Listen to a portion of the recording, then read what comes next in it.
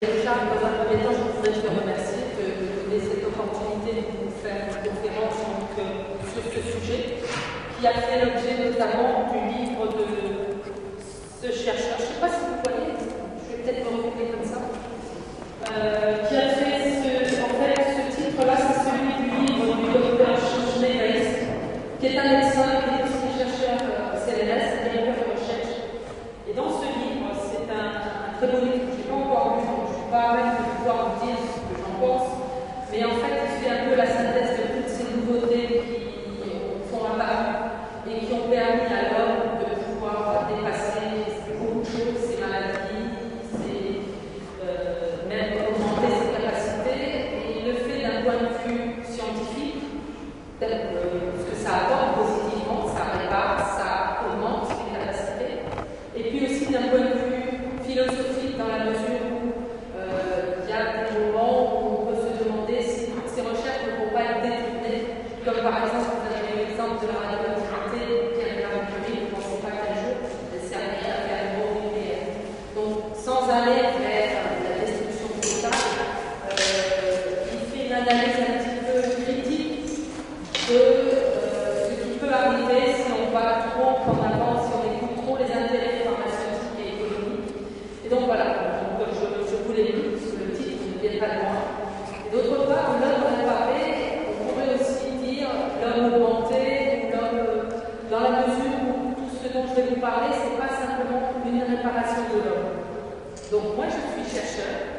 À la base, je suis chimiste, j'ai fait des études universitaires à l'université Pierre-Marie Curie. J'ai fait une maîtrise de chimie des polymères, donc on passe en bug, sans faire de classe prépa avant quoi que ce soit. J'ai suivi directement la voie universitaire parce que je n'avais pas eu la possibilité de rentrer dans le classe prépa pour l'avoir.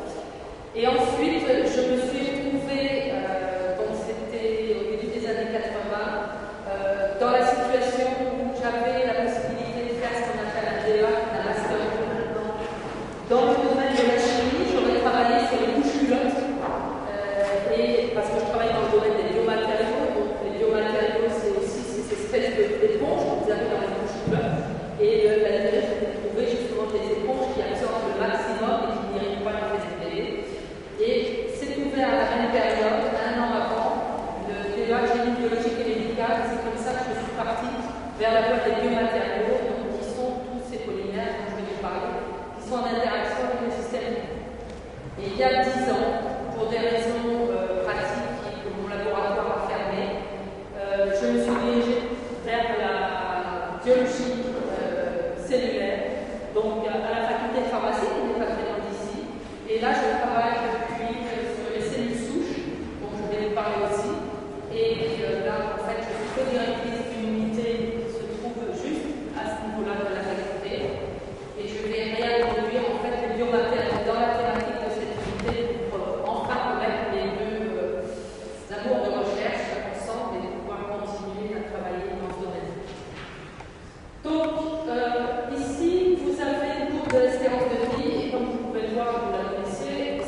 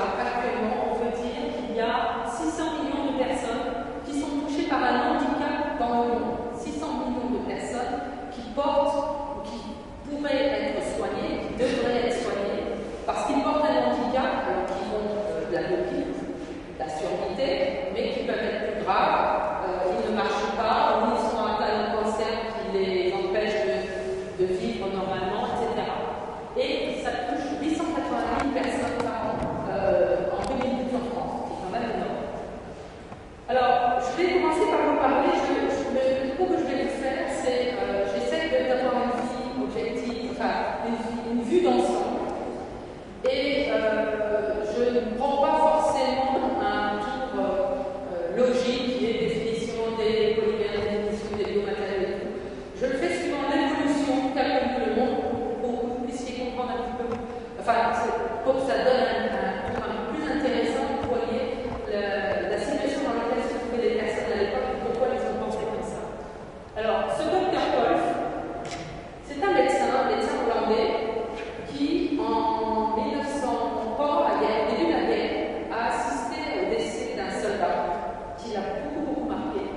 Et je voudrais donc qu'on commence par son expérience. Il a mis en place en 1943, il a créé un appareil avec des moyens de saucisse, boîte de conserve, un tonneau, des pièces de voiture et d'avion et une pièce de machine à laver. Alors je ne sais pas si vous avez une idée de ce que l'on peut construire avec ça. Il faut avouer que c'était pendant la guerre, que ce jeune soldat était mort dans un grosse souffrance, donc c'était un médecin. Donc il a cherché par moyen qu'il avait été dans le Nord, vous savez les nazis, etc., de pouvoir créer un appareil qui puisse aider à traiter ce soldat. Cet appareil, le voici. Alors on voit les boyaux là, on voit le tonneau, etc. Et cet appareil, qu'est-ce que c'est? C'est ni plus ni moins que le premier rein artificiel. Le soldat, en fait, avait un problème de rein. Il était en train de s'empoisonner. Il aurait eu besoin d'une dialyse, mais bien sûr à l'époque ça n'existait pas. Alors, si Abel Rother et Turner en 1913 avaient créé cette espèce de machine qu'ils avaient testée au départ sur une chaîne, mais ça n'avait jamais été testé et mis en place pour traiter les patients. Et donc le principe, c'est le principe des dialyses actuelles, c'est-à-dire que vous prenez le sang, vous le mettez dans la centrifugeuse, dans la machine, là, et ensuite ça passe sur une membrane, on va regarder, et puis ça dialyse et c'est réinjecté au malade. Donc il l'a testé sur un malade en 1943, c'était la première fois, donc voilà l'article était sorti, et c'était la première fois de l'histoire de la médecine contemporaine qu'on créait un matériel qui permettait de sauver une vie. Puisqu'effectivement, quand vous purifiez le sang, il y a plus de toxines et donc l'individu peut vivre. Alors cet appareil d'hémodialyse, il purifie le sang suivant une technologie qui était développée par la NASA, qui était une technologie qui permet de fabriquer de l'eau pure, qui est l'osmose. L'osmose, c'est un phénomène passif qui fait que l'eau pure va, si vous avez deux compartiments, un qui comprend de l'eau pure et un de l'eau salée, vous allez avoir un mouvement de l'eau pure vers un mouvement salé pour diminuer le mouvement salé. C'est pour ça que quand vous baignez, par exemple, dans la mer salée, il faut faire très attention de ne pas trop se baigner trop longtemps, parce que vous finissez par vous déshydrater, parce que votre eau va dans la mer et sort par des phénomènes d'osmose. Et donc, lui, en fait, ce qu'il a fait, c'est qu'il a utilisé cela, mais il l'a inversé, c'est-à-dire qu'il a utilisé le phénomène d'osmose inverse, c'est-à-dire qu'en fait, on pousse le sang à travers une membrane, mais on le pousse pour aller contre l'osmose, pour le faire pénétrer là-dedans, de sorte que toutes les petites molécules là, qui sont liées, des toxines qui sont néfastes pour les gens qui ont des problèmes de rein, c'est surtout la créatinine qui est en fait qui vient de la dégradation du phosphate de créatine dans le muscle, et puis des toxines aussi parce que ces matériaux-là peuvent être utilisés aussi chez les gens qui ont une insuffisance hépatique, c'est-à-dire que leur foie fonctionne très mal. Donc c'est pareil, ils développent des toxines. Et donc, dans un premier temps, on va centrifuger le sang pour mettre à l'écart le globule rouge, et ensuite, on va récupérer le plasma et on va le faire passer sur la membrane. C'est ce qui se passe actuellement. Mais à son époque, bien sûr, ils ne centrifugeaient pas le sang, il n'y avait pas de possibilité d'avoir une centrifugeuse à côté des dialyseurs, c'était sur la première machine. Donc, voilà, il a inventé ce système-là. Et donc, vous le voyez là en photo avec une femme qui portait cet appareil. Et tout le long de l'année, en fait, jusqu'actuellement, il y a eu une évolution de ces appareils dans le sens où c'est devenu des machines un petit peu moins puissantes, mais c'est toujours utilisé. Alors, l'idéal, le problème de ces machines, c'est que les patients sont attachés à cette machine et quand ils ont besoin d'être dialysés une fois tous les mois, ça va, quand ils font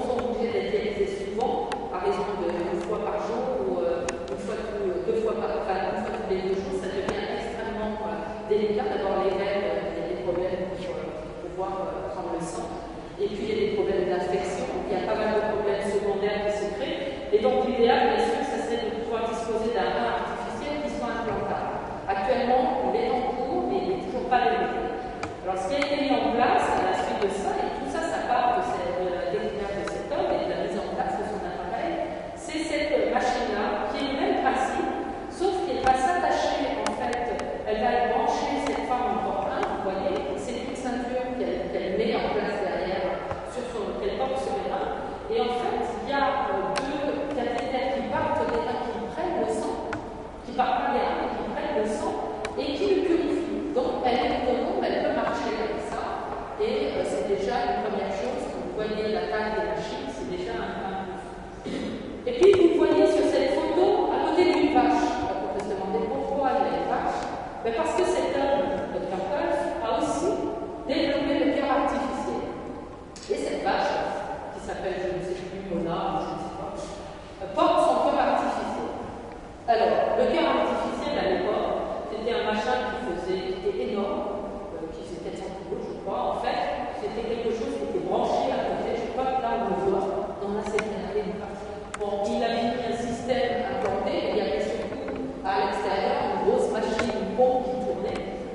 Et c'est sur ce principe que se sont développés après les cœurs parasites que l'on voit actuellement un peu sur le marché, notamment Jarvik 7, qui en 1982 a été implanté un premier patient. Alors, le Jarvik en question, il faisait plus de 40 kg, ça était déjà vu. Jarvik était implanté dans le thorax du patient et il y avait tout le système à côté de grosses pompes qui tournaient. Alors, c'est évident que le patient restait sur son lit et ce patient-là avait plus de 3 mois avec ça. Mais c'était déjà une première amélioration. Et en fait, ce système-là faisait une circulation extracorporelle, c'est-à-dire qu'on sort le sang, on l'oxygène à l'extérieur en passant de l'oxygène, comme s'il passait dans les poumons, et on les réinjecte. C'était ça le cœur artificiel. Alors, maintenant, ce sont des systèmes qui sont un peu basés sur le même principe, mais qui sont quand même portatifs, comme pour le rein artificiel, comme vous l'avez vu. Ici, c'est en 2000 que s'est développée cette pompe qui remplace le ventricule gauche artificiel et autonome.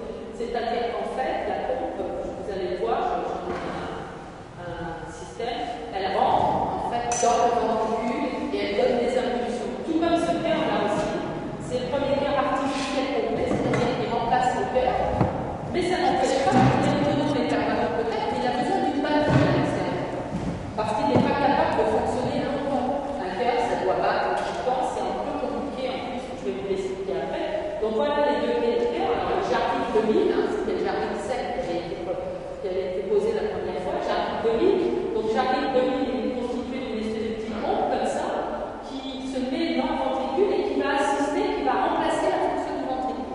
Donc il va battre. Et donc il va donner au cœur, les cellules du cœur, c'est des cellules qui ont des impulsions électriques. Vous pouvez les avoir dans une plaque de culture. Vous leur donnez une petite impulsion, vous les voyez pas. Et leur jamais ne bat tout le temps.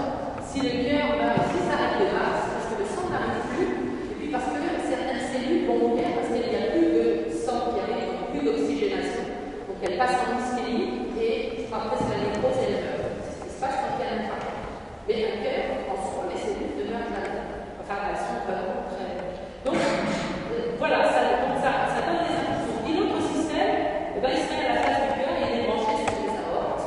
Et c'est ce que porte là, voilà, je vous dis ça parce que c'est toujours intéressant de voir, ce gars-là, il a ce cœur branché dedans, et puis il a tout son tuyau là, et toute la batterie qu'il porte sur son sac à dos. Donc en fait, il peut se déplacer, ce qui était déjà un gros progrès, puisque ça c'était au début des années 2000, c'est un gros progrès, parce que ce même homme, 20 ans auparavant, c'était décédé. Alors, il faut que je vous parle de ce cas quand même, puisque ce médecin-là, c'est le professeur Carpentier, qui travaille à l'hôpital européen Georges Pompidou, dans le 15e arrondissement. C'est un médecin qui a mis au point, avec des chercheurs, des physiciens, un premier cœur artificiel, alors orthotopique, ça veut dire qu'il se met en place de l'organe. Il est totalement implantable, il n'y a rien à l'extérieur, il n'y a pas de fil, il n'y a rien du tout. Il a sa propre batterie, et il fait 900 grammes, et il fait 40% de moins, sa taille, elle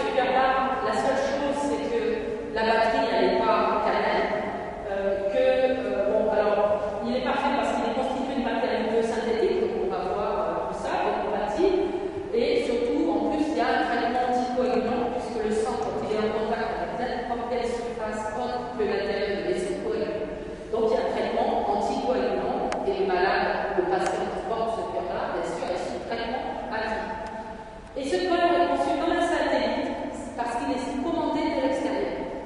C'est-à-dire qu'en fait, il n'y a pas de contact, il n'y a pas de fil. Et donc, ça permet une meilleure autorégulation. Donc, c'est pour ça que je vous disais, le patient est bien. Alors, la seule chose, c'est que il y a quand même, il est quand même bon très gros, même s'il fait petit, il prend quand même un peu plus de place que le cœur normal. Et puis, il fait quelque chose, il ne fait pas quelque chose que fait le cœur normal, c'est-à-dire que votre cœur, il va tout de suite réagir et envoyer plus d'énergie sous le coup d'un effort physique, d'une émotion ou d'un accident, quelque chose que ne fait pas celui-ci. Donc il faut adapter ça à travers la petite machine conçue par la NASA de l'extérieur. On va dire attention, je vais faire un effort physique, il faut que envoyer, si je monte un escalier, l'effort physique ne veut pas dire que le patient va faire une course, mais il monte ses escaliers, ou quoi que ce soit, il a besoin d'un peu plus de débit, il peut peut-être le commander à travers ça. Donc voilà, cette taille, ce cas va être posé, alors je ne sais pas quelle est d'informations là-dessus, c'était fin de l'année dernière, ou en 2012. Est-ce qu'il a été posé? On ne sait pas, pour l'instant il n'y a pas d'indication. Puis de toute façon, c'est pas le fait de frauder de l'implanter dans le patient qui pose des problèmes. Dès lors qu'il a passé le premier cas, c'est de savoir combien de temps il va pouvoir le garder et est-ce qu'il ne va pas y avoir des problèmes d'infection, etc. Alors, tous ces organes, donc l'espérance de vie a augmenté bien sûr parce qu'il y a une amélioration de ces des médicaments et des traitements des maladies. Il y avait aussi l'implantation des cœurs artificiels, comme vous l'avez vu, mais aussi avant, c'est des cœurs de donneurs. Et grâce à la cyclosporine, dans les années 80, le rejet est moins important. Mais étant donné qu'il y a la maladie de la Hashimoto, les greffes maintenant ont de gros problèmes pour trouver des donneurs. Et puis parce qu'il y a toujours le risque d'être contaminé par des prions qui sont présents dans le donneur. Et donc, de plus en plus, comme vous l'avez vu, c'est remplacé par des organes artificiels. Donc, le but de ces organes, c'est régénérer ou modifier l'organe, parce que vous pouvez l'implanter comme un pacemaker, il ne va pas régénérer le cœur, le pacemaker, il va juste aider le cœur à battre dans le bon rythme. Ou bien, de concevoir de nouveaux organes que vous allez placer à la place de ceux qui existent déjà. Et alors, tout cela est le karma. Le cœur artificiel dont je vous ai parlé du professeur Carpentier n'aurait pas pu exister si les biomatériaux n'avaient pas été découverts. Donc les biomatériaux, en fait, ce sont des polymères. Enfin, les polymères font partie de la famille des biomatériaux. Un biomatériau, c'est un matériau qui est destiné à être en contact avec le système vivant. Et donc, comme vous l'avez vu, le cœur artificiel, comme les appareils de dialyse, par exemple, ils utilisent des tubulus en plastique, des seringues en plastique, et puis aussi des matériaux qui vont constituer la paroi où le cœur, ça permet d'alléger, c'est pas du métal. Donc voilà, ça a plein d'intérêt, c'est ça les polymères. Et les polymères, ils sont apparus dans le courant des années 60. Enfin, on a commencé à les utiliser au cours de ces années 60. Et ces polymères-là, ils ont donc servi à fabriquer des biomatériaux et des organes artificiels, comme vous avez vu pour le cœur. Et il y a actuellement 3 à 4 millions de patients qui sont concernés en France qui portent des polymères. Alors ça va de la prothèse dentaire, des plombs, des couronnes, en passant par la lentille, tout ce qui est prothèse de la hanche, vous avez des fractures, des plaques, des clous, des vis, etc. Des bras artificiels, des jambes artificielles, peut-être des sans jambes, sans bras. Les implants mammaires, dont on a beaucoup parlé il y a quelques mois. Et puis la valve artificielle, le pacemaker, etc. Le larynx aussi. Donc si on décortique ça, pensons à parmi ces polymères. Là déjà en 1802, dans les début des années 1800, Roy a été le précurseur justement de la notion des polymères. Il ne les a pas inventés, mais c'est lui qui a commencé à faire beaucoup de chimie et beaucoup de substances naturelles et qui a contribué aux travaux de Staudinger, qui a été prix Nobel en 1953, sur la base de ses travaux sur les polymères. Et Staudinger s'est intéressé à ce qui restait comme résidu dans des ballons qu'on faisait réagir plusieurs fois de chimie. C'était un résidu blanchâtre qui dispersait quand il était à l'air et à la lumière. Et c'était un polymère. Et lui s'est intéressé à ça, et c'est lui qui a mis en avant la notion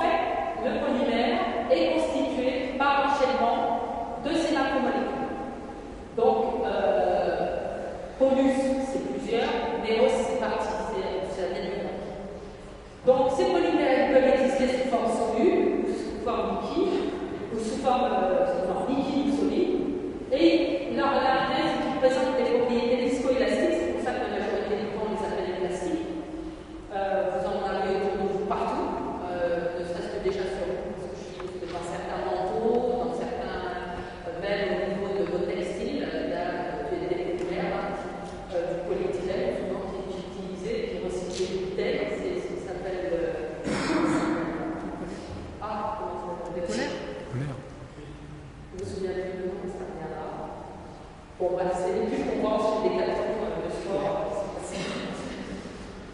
Et dans la notion de polymère, ce qu'il faut savoir, c'est que le polymère ne veut pas dire forcément synthétique. Vous avez des polymères naturels. C'est le bois, c'est un polymère de cellulose. L'aluminium, c'est aussi un polymère de cellulose. C'est tampon, c'est des polymères de collagène. Les protéines sont des polymères, parce que c'est des polymères d'acide aminé qui sont enchaînés les uns aux autres. Puisque, en fait, un polymère, sa formule chimique, ça va être cette boule-là fois N. Donc, suivant la boule, par exemple ici, alors, comment on les synthétise? On les synthétise, en fait, en rentrant l'unité monomère qui définit la base de ce polymère, et puis, on va le mettre en c'est une synthèse qui se fait souvent en solution. Différents réactifs, suivant le type de polymérisation, parce que vous avez les polymérisations radicalaires, par condensation, etc. Vous en avez un certain nombre qui dépendent du type de réactif chimique. Le tout, c'est d'arriver à créer cette chaîne, ramifiée ou non, et les conditions de la synthèse vont amener à contrôler l'enchaînement de ces boules les unes par rapport aux autres. Donc, je vous ai donné deux exemples qui rendent beaucoup: le polystyrène et le polyéthylène. Le polystyrène, c'est les verres, tous les matériaux d'isolation, enfin, autres. Il y a beaucoup d'autres choses. Le polyéthylène, je vous ai pris l'exemple de la poubelle. Alors, le polyéthylène, il existe dans deux stores, haute et basse densité. Les basses densités, ça va être les sacs poubelles. Les hautes densités, c'est plutôt la poubelle, même les tubes comme ça. Et ces polymères, comme vous voyez, celui-ci, le polystyrène, sulfonate, il est utilisé en médecine pour traiter les hypercalémies, parce qu'en fait,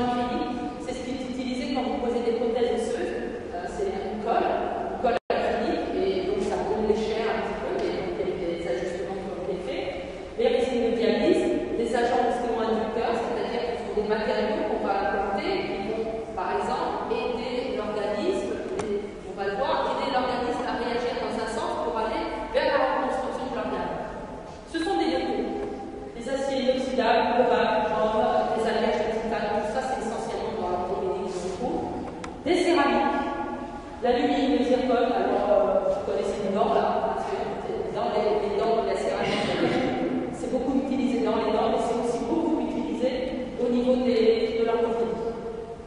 Et puis vous avez les matériaux d'origine naturelle. Alors vous avez le corail. Le corail a beaucoup été utilisé, a été testé comme matériau de suppléance pour combler les vides osseux. Quand vous avez une grosse fracture, et une fracture trop importante, par exemple au niveau du tibia, vous ne pouvez pas recoller l'os comme ça parce que la personne va diminuer de 5-10 cm d'un coup. Donc il y a la nécessité de combler le vide. Pour combler le vide, vous ne pouvez pas non plus injecter n'importe quoi, il faut que ça soit dur, il faut que ça tienne le poids de l'individu. Le corail est un bon matériau pour ça parce qu'il est dur et en plus il a au niveau structure, une structure très très proche de l'os. C'est-à-dire qu'il a des pores et il est fait il est très proche au niveau même de sa consistance. La chitine, ça c'était la carapace des crabes. Et le fucoïdate, c'est un produit en rouge, c'est le produit sur lequel j'ai travaillé. Le fucoïdate, c'est un polysaccharide qui est extrait des algues brunes et qui possède des propriétés anticoagulantes, antithrombotiques et un certain nombre d'autres propriétés. Les dextrates, ce sont des sucres qui sont produits par des bactéries qu'on utilise beaucoup. Du reste, on en a beaucoup au niveau dentaire, ce qui explique pourquoi on a souvent des anticorps antidextrates dans le corps, parce qu'il y a des bactéries qui se développent et qui vont réagir à ce dextrate. La cellulose, les collagènes, c'est beaucoup utilisé pour le comblement osseux quand c'est tout petit, quand c'est pas suffisant, trop important, parce que le collagène est une protéine adhésive sur laquelle les cellules vont pouvoir s'accrocher et se développer. L'os, le corail, c'est pour diriger les cellules et les orienter et leur dire de pousser par ici, il faut reconstituer de l'os. Le collagène a cet effet-là, et c'est une protéine, mais on l'utilise souvent au niveau de la mâchoire parce qu'il n'y a pas de poids là. La mâchoire, c'est un os, mais c'est pas très large comparativement au fémur. Les valves cardiaques, quand vous regardez les valves, quand elles sont déficientes, on les remplace. Et souvent, on les remplace par des valves de porc ou de bœuf, puisque le porc, c'est pas toujours musulman, par exemple, je ne préfère pas qu'on mange du porc, parce qu'effectivement, c'est des valves de bœuf ou d'un autre animal. Alors, les propriétés spécifiques de chacune de ces stabilités. Alors, au niveau des métaux, l'avantage, c'est sûr qu'ils sont très solides et il y a une très bonne biocompatibilité, c'est-à-dire qu'ils sont deux. L'organisme du métal du métal ne réagit pas au feu. C'est plus l'organisme qui va détruire le métal que le métal qui va induire une allergie ou un rejet ou quoi que ce soit. Les inconvénients, c'est justement comme le milieu vivant ou corrosif, c'est du sang, salé, chaud, à différents pH. Donc le métal finit par se dégrader. Alors, les premières prothèses, qui étaient plutôt en nickel chrome de ce type-là, nickel cobalt, se dégradaient beaucoup. Si vous regardez une prothèse au bout de plaque, par exemple au niveau des fractures, après quelques années, ça n'est plus un machin rouillé, s'il n'a pas été recouvert par une couche de plastique qui va relarguer les petits morceaux de métal. Et ça, c'est toxique. Donc il peut y avoir des interactions avec l'organisme. Donc là, c'est des exemples que vous pouvez voir. Ça peut être tout petit, donc on peut vraiment les utiliser de façon spécifique pour les amener à combler. Par exemple, là, c'est pour traiter une fracture d'un visage, mais ça peut être un peu plus gros pour retenir des métals en place, un vis, etc. Les ciments, les polymères, l'avantage, on dira énormément.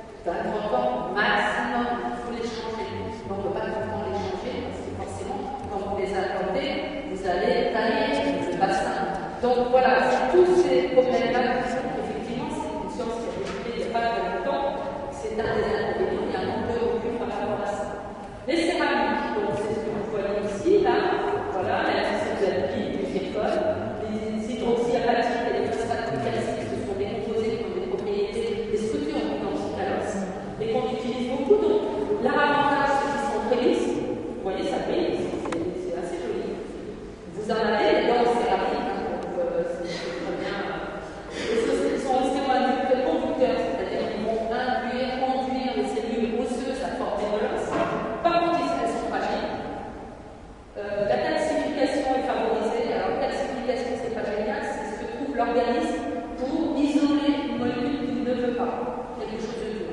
Donc, s'il y a une couche de calcification qui se fait, donc vous allez avoir enrobage de cette espèce de matériau-là, et une couche de calcification dessus qui peut entraîner une formation d'une espèce comme une tumeur qui n'est pas forcément souhaitable et qui peut gêner après au niveau du fonctionnement de l'organe, de la jambe. La stérilisation est difficile et se dégrade. Et puis vous avez les derniers, les corallites, etc., matériaux d'origine naturelle. Les avantages, c'est qu'ils sont hémostatiques, c'est-à-dire qu'ils ne créent pas d'interaction avec le sang, ils ne vont pas induire la coagulation du sang.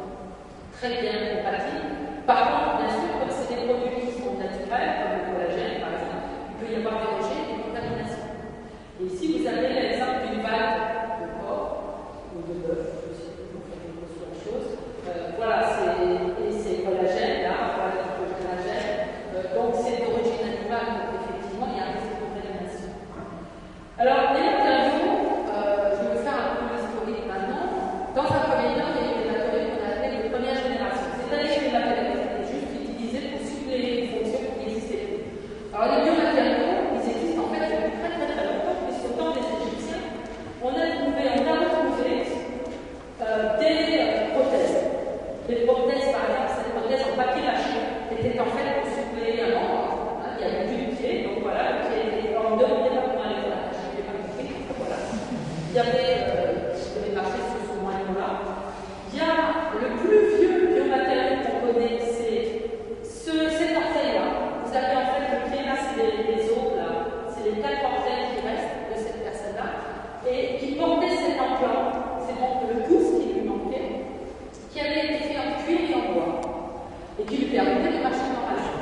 Vous avez aussi cette jambe de bronze ou cette jambe de bois qui était utilisée, puis on connaît bien sûr le pirate qui approchait. En fait, beaucoup de personnes voyaient un moignon comblé, soit par approcher pour la main, parce qu'effectivement ça permettait de saisir une poche ou un sac, soit une espèce de moignon pour pouvoir marcher. Alors, les substituts, en fait, les matériaux qui étaient utilisés, c'était beaucoup le métal, le fer, puis le plomb, le bois, des plaques, depuis des années, c'était surtout ça qui était utilisé de tout le temps. Et c'était essentiellement dans la chirurgie orthopédique et dentaire. Au niveau des lunettes, dentaire, je vais bien répondre, c'est pas grave. Alors, c'est pareil, les matériaux. Les lunettes sont des prothèses. Elles sont externes, mais elles supplient à une fonction de votre œil qui n'est plus capable d'aller côté. Donc, effectivement, jusqu'en 1987, il n'y avait même pas l'idée de pouvoir poser quelque chose à la surface de l'œil. C'était des lunettes extérieures, c'était des prothèses extérieures. Là, on a cette espèce de pierre de lecture qui est en fait une grosse boule de verre et qui grossit. En 1887, ils ont inventé les lentilles de contact avec du verre sifflé. Alors, lentille dure, vous imaginez ça, qui englobait tout seul. Ça peut faire un peu bon. Et au niveau des lentilles, des verres progressifs, pour avoir une idée, sont apparus en 1959, au début des années 60. Et les lentilles de contact souples sont apparues au cours des années 70-80. Au niveau des dents, c'est marrant parce que ils ont retrouvé je ne sais pas quel âge il a, cette mâchoire, mais elle est très ancienne, c'est avant Jésus-Christ. C'est quelqu'un qui vivait bien avant Jésus-Christ.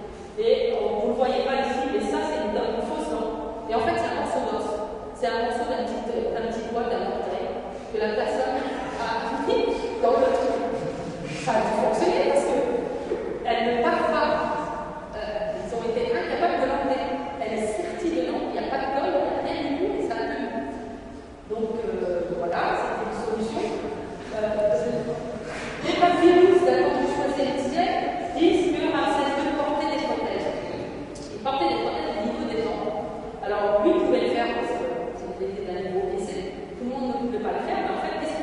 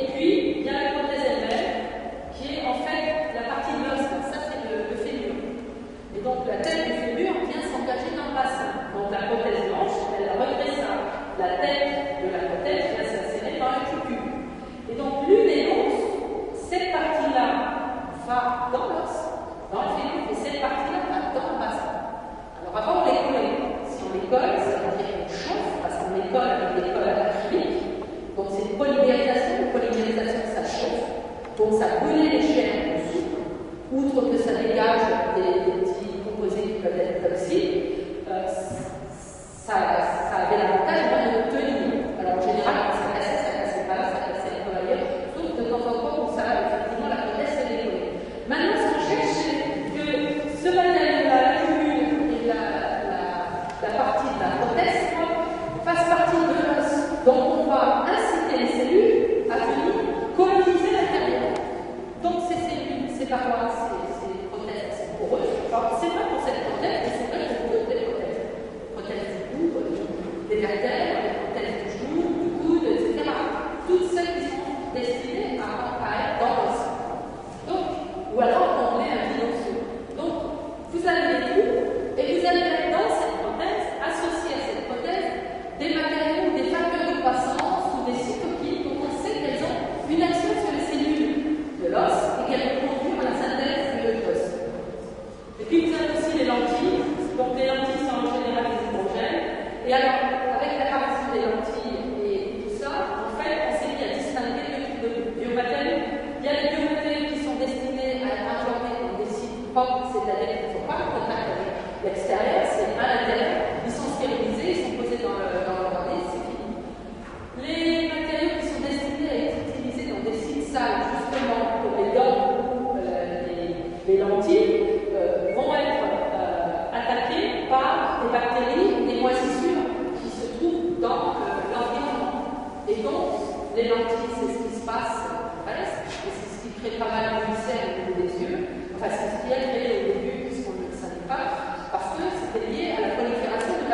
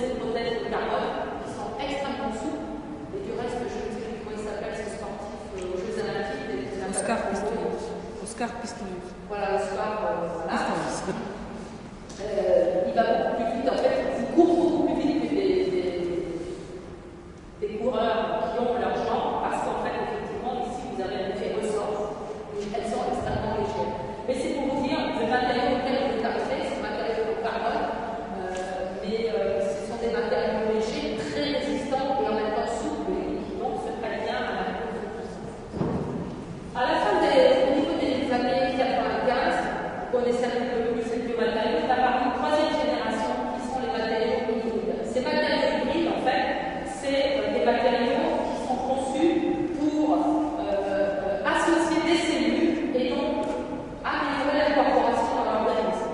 Donc on va substituer un tissu ou on va substituer une fonction, ça c'est toujours le même rôle. Et en fait, certains biomatériaux sont faits, ces matériaux hybrides sont faits pour être remplacés petit à petit par l'organisme et disparaître. Donc vous avez ces polymères résorbables et puis l'ingénierie tissulaire, c'est-à-dire qu'on va faire des matériaux qui imitent le système vivant et qui sont même constitués de cellules ou de tissus qui sont présents dans l'organisme. Donc au niveau des matériaux biorésorbables, c'est bien sûr en orthopédie on les utilise beaucoup parce que le problème par exemple du corail, c'est que c'est un matériau qui est très compatible et qui a une structure équitable à l'os, mais sa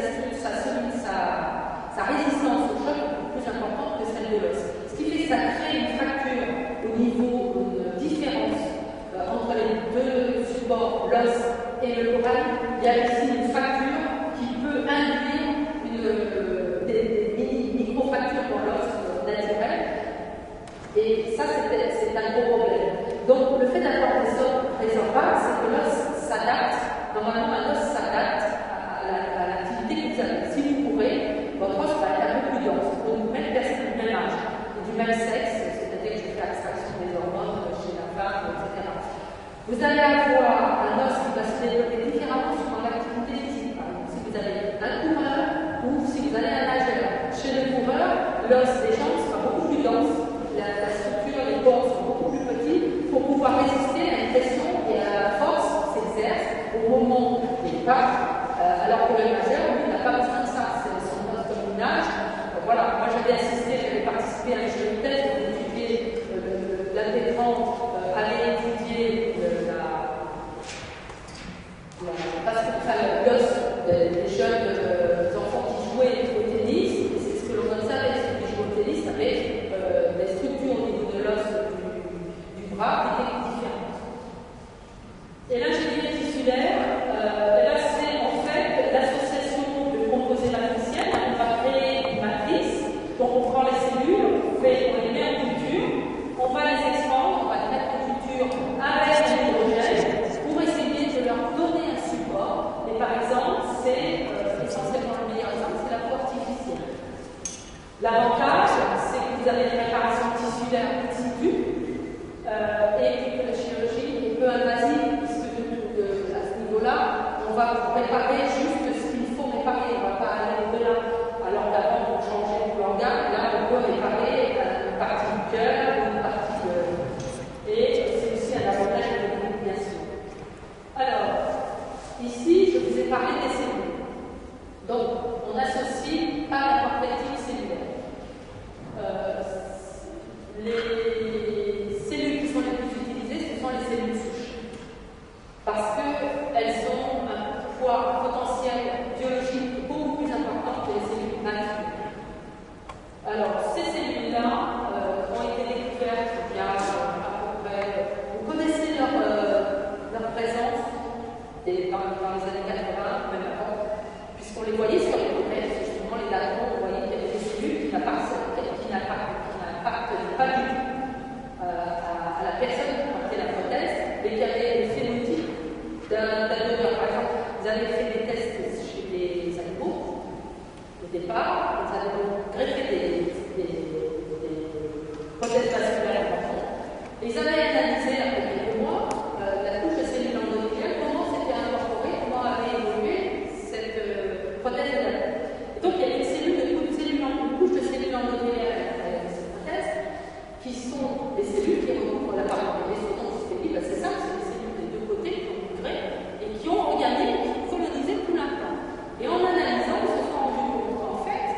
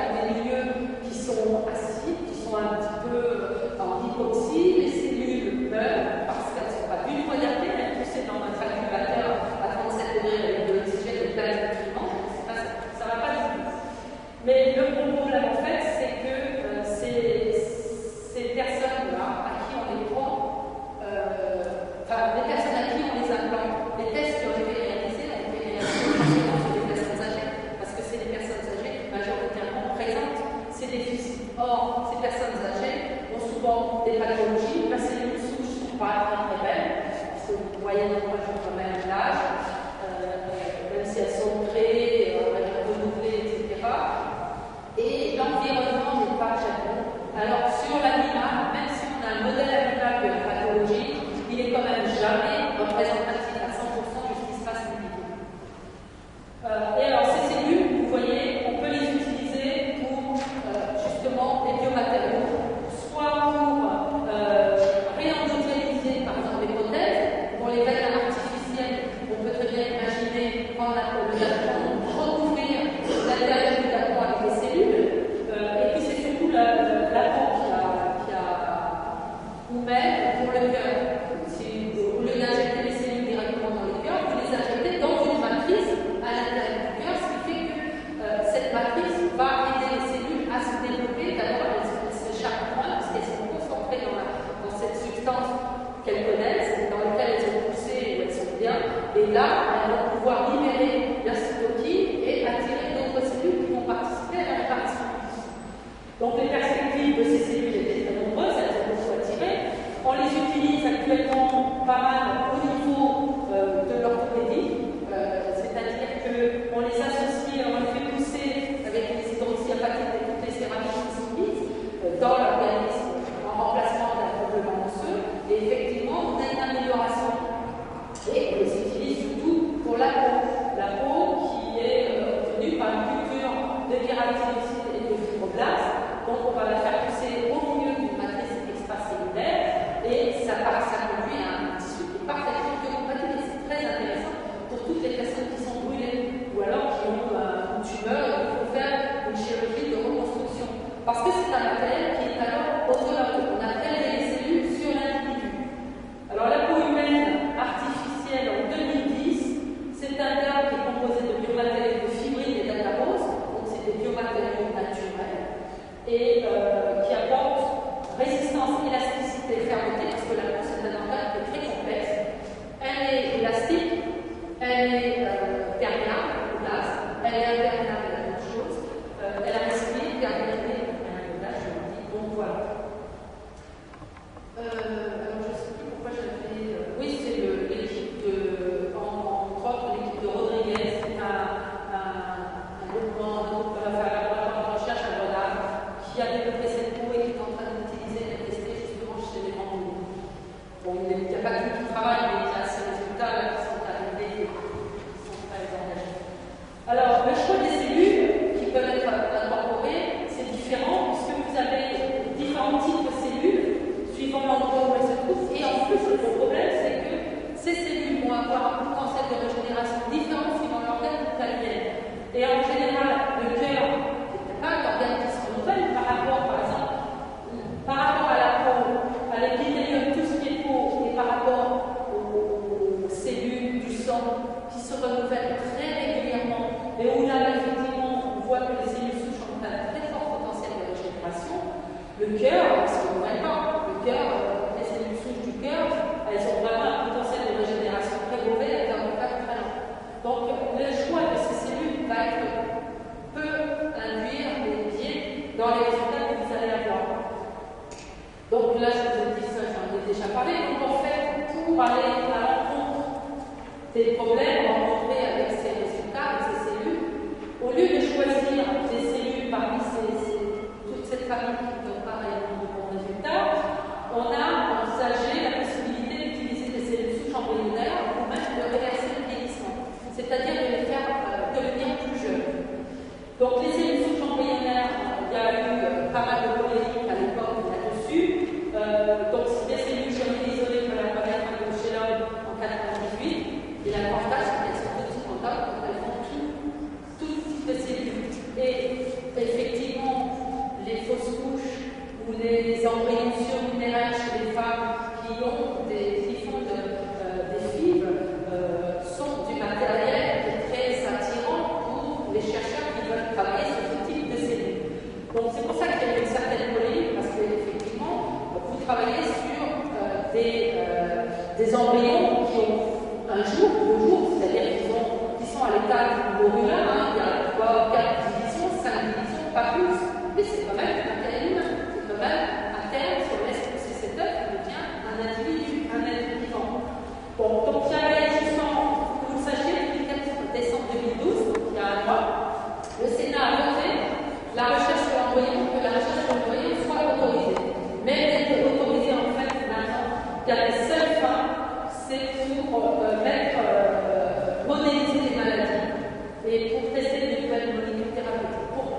parce que de toute façon, ces cellules-là, elles sont extrêmement difficiles à obtenir, elles sont extrêmement difficiles à cultiver, donc ce n'est pas un matériel très intéressant pour les chercheurs sur lequel travailler et sur lequel qui puisse être utilisé à des fins thérapeutiques. Donc, c'est un matériel quand même intéressant dans la mesure où, par exemple, vous avez des embryons surnuméraires. Le but, c'était quoi? C'était de prendre une cellule d'un individu, de prendre son matériel génétique, de le mettre dans un noyau, de remplacer voilà, le matériel génétique, et puis de le mettre en culture, et au bout d'un certain temps, de s'arrêter au niveau des cellules souches, de récupérer, puisque vous allez avoir une différenciation des tissus, ectoderme, endoderme, mésodèrme, de récupérer les cellules souches de chacun des foyers, suivant l'organe que vous voulez. Si vous voulez, par exemple, des cellules du système cardiovasculaire, vous utilisez on met en culture, on récupère le mésodèrme. Du mésodèrme, on va avoir des cellules qui vont pouvoir se différencier en cellules musculaires, en cellules rouges comme du blanc ou en cellules endothéliales. Donc, c'était très attrayant, mais le gros problème, c'est qu'en fait, on obtient ces cellules, mais elles n'ont pas un développement aussi fort, elles ne sont pas aussi actives que les cellules souches. Donc, ça va faire que les cellules souches potentes. Donc, c'est pour ça que ça s'est arrêté. Et c'est pour ça que la recherche, si elle repart là-dessus, c'est uniquement pour modéliser, pour effectivement avoir ces cellules-là, mais les modéliser, mais il n'y a aucun intérêt à continuer à travailler dessus pour en faire un traitement, un matériel de transplantation. Je ne sais pas quelle heure il est. Moi, j'avais mis, bon, je n'ai pas fini, mais je voulais vous parler de Dolly rapidement, mais c'est un peu hors sujet, parce que Dolly, en fait, c'était à partir de cellules qui étaient du brebis. On a cloné, en fait, un bestiau, enfin, Dolly, le mouton. Le seul problème, c'est que comme les cellules embryonnaires, c'est que Dolly, elle n'a pas été très vieille, parce qu'effectivement, on ne contrôle pas encore toute la machinerie cellulaire, effectivement. Donc, la troisième solution qui est faite, c'est de reprogrammer les cellules. Alors, reprogrammer les cellules de la peau, parce que la peau, c'est très facile, ça s'enlève facilement. Vous grattez, vous avez des kératinocytes qui viennent, ou des fibroblastes, vous le prenez le matériel génétique, et en fait, ce que vous allez faire, vous allez, par la thérapie génique, par la transfection, changer, introduire des gènes qui vont faire rajeunir la cellule. Elle va se mettre à exprimer des gènes qui expriment les cellules souches pluripotentes, et donc elle peut revenir en arrière.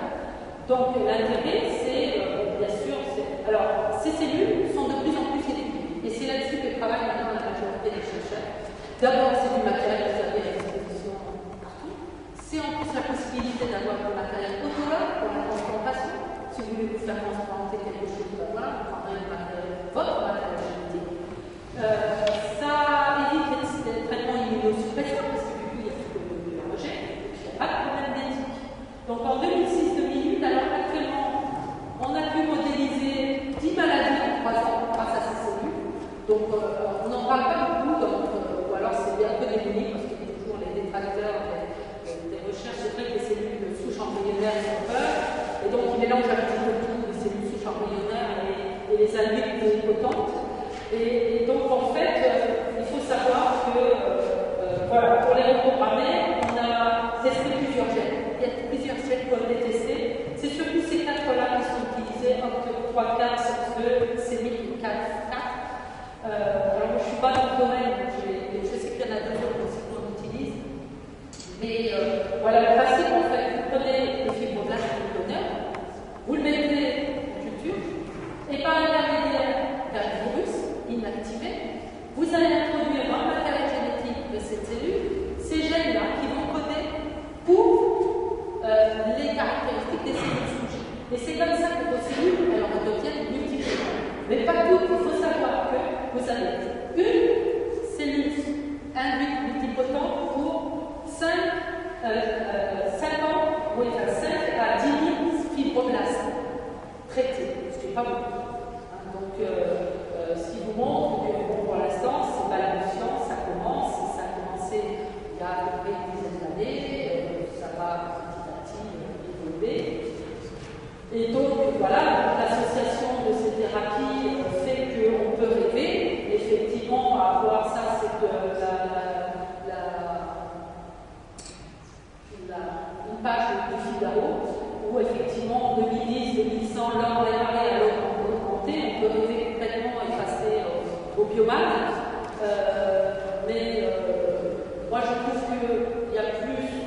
d'avenir, sans rire, dans des applications qui sont comme celle-ci, par exemple, les prothèses bioniques, qui sont des prothèses qui sont contrôlées par la pensée. Ça commence à venir. En fait, cet homme-là a perdu son bras. Et cette prothèse-là a des capteurs qui sont situés au contact de son bras ici. Et il est capable, par la pensée, de commander à son bras.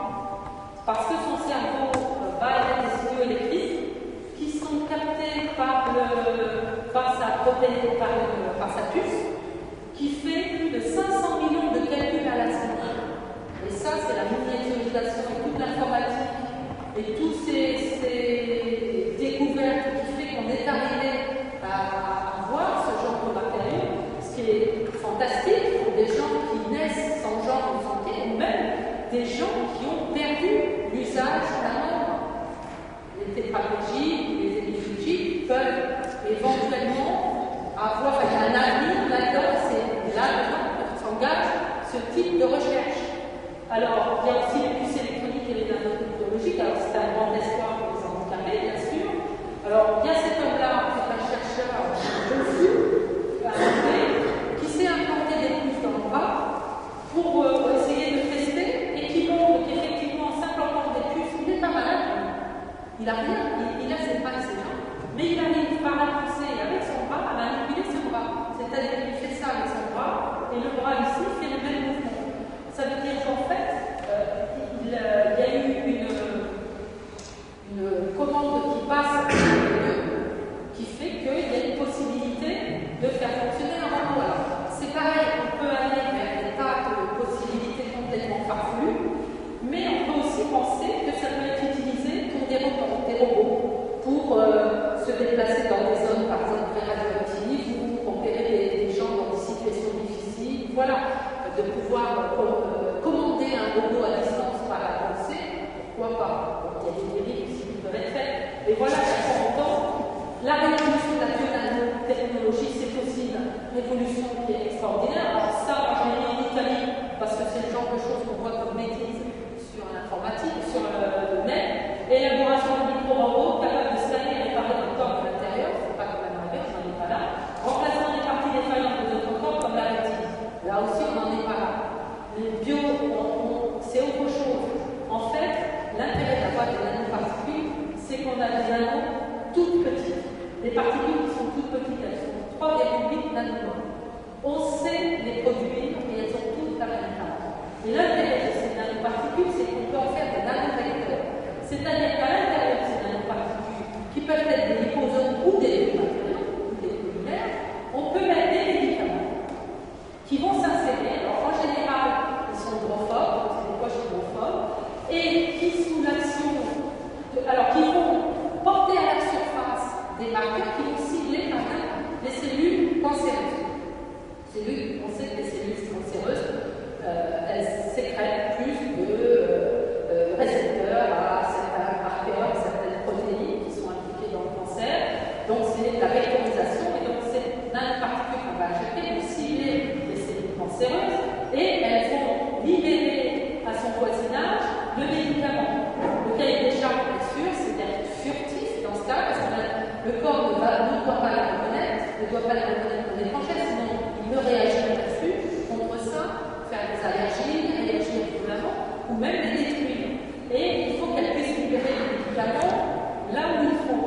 Donc on peut agir, par exemple, en faisant des nanoparticules qui sont sensibles au pH. On sait qu'au voisinage des cellules cancéreuses, des métastases, le pH est beaucoup plus acide, entre 5,5 et 6,5, alors que les cellules normales, c'est 7, 4. Donc, si on arrive à faire, on le fait, on fabrique, là c'est un exemple que j'ai pris sur un article, c'est un modèle, je n'ai pas pris la valeur, donc c'est pour ça que je n'ai pas mis le nom d'article, mais en gros, ces nanoparticules sensibles au pH vont libérer 60% de leur principe actif, par exemple, à un pH de 4, alors qu'elles vont libérer un pH de 7 au bout de 25 heures, 40% de ce principe actif. Donc, ce qui est important, c'est de voir au bout de 10 heures, là, vous avez le double de la quantité qui est libérée. Pareil, au niveau de la température, vous avez 20 degrés, 37, 45. Donc, vous pouvez très bien imaginer avoir un système qui va chauffer l'organe, c'est-à-dire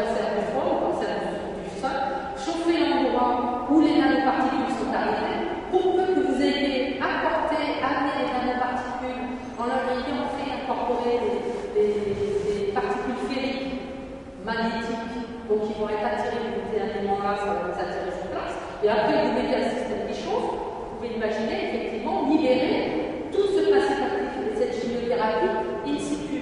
Ce qui est quand même très intéressant parce que ça permet d'éviter la toxicité.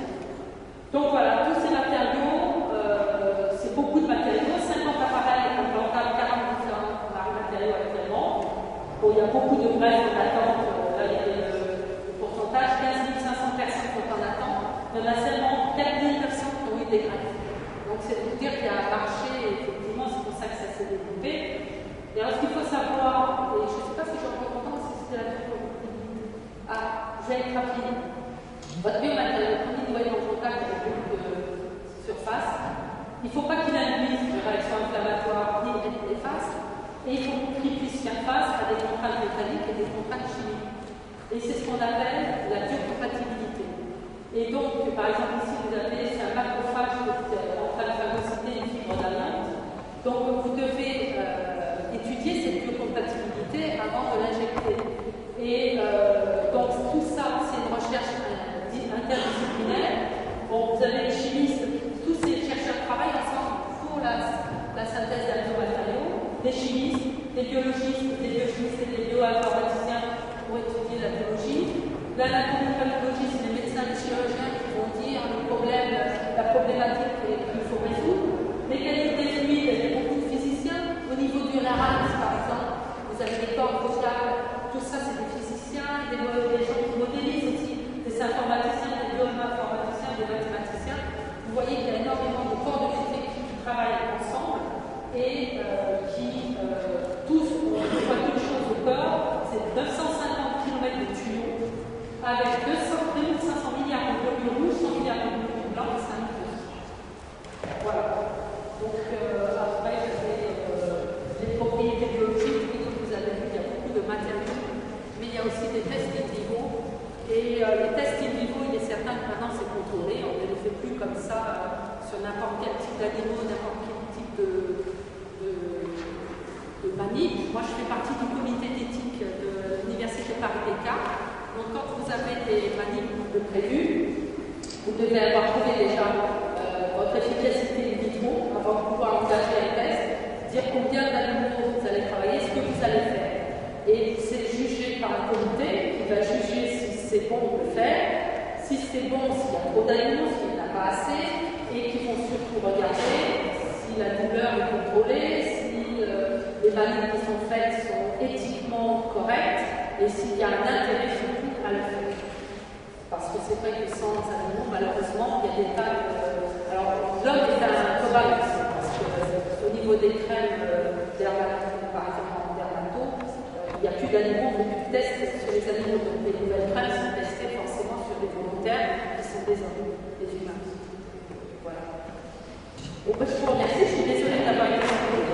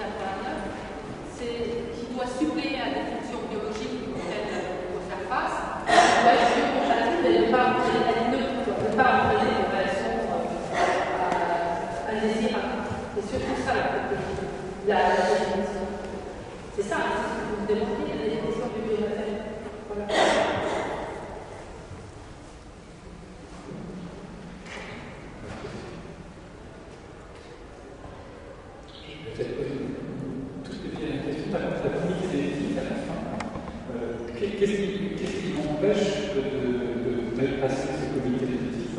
Mais comment je fais, est-ce que toutes ces recherches sont obligées d'être soumises à ce comité? Comment on peut fixer les chiffres?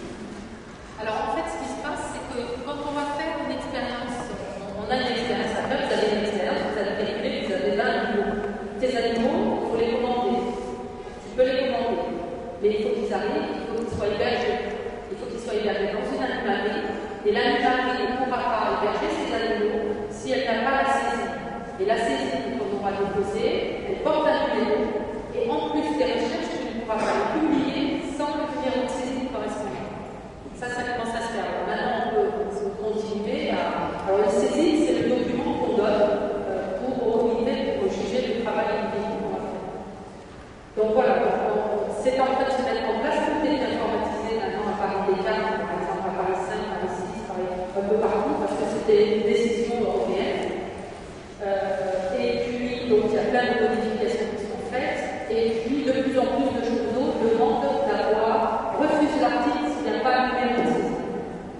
Alors c'est vrai qu'on peut contourner un peu, mais c'est pareil quand on fait des travaux sur le sang, puisque c'est extrait des gens, et donc il faut avoir l'accord du comité d'éthique de l'hôpital en question.